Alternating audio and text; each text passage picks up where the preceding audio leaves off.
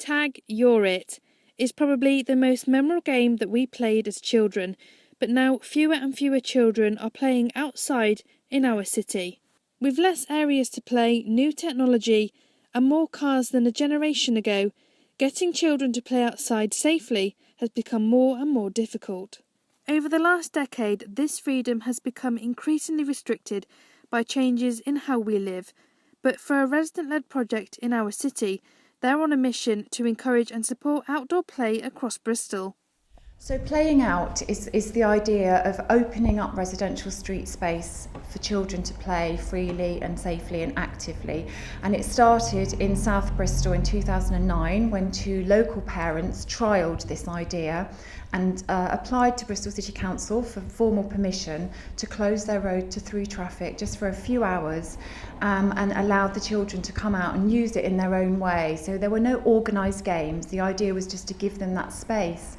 And it was a real success. The children opened their front doors, came out, brought their toys, brought their things they wanted to play with, made new friends, and just had a really active, kind of vigorous playing session. It was very much supported from the early stages by Bristol City Council, who saw the benefits for kind of the health and well-being of children, but also the wider community aspects of doing this. And so they put in place a special policy which lets residents apply to use their streets for play regularly.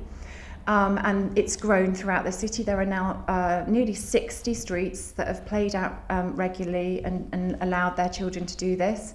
And it's also now grown beyond Bristol, and more than 20 councils have copied the Bristol example.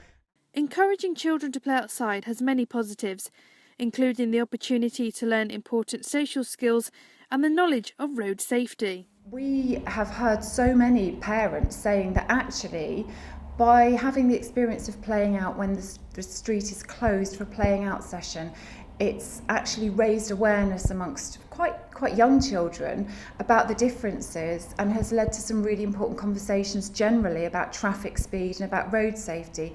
And children do understand, even at a young age, that there's something very different about, you know, their street on a playing out day and their street on a non-playing out day. Just last week, Playing Out teamed up with Nightstone Housing to organise a 3-hour play session in Hartcliffe. Roads were closed, neighbours volunteered, posters were up and game consoles were down.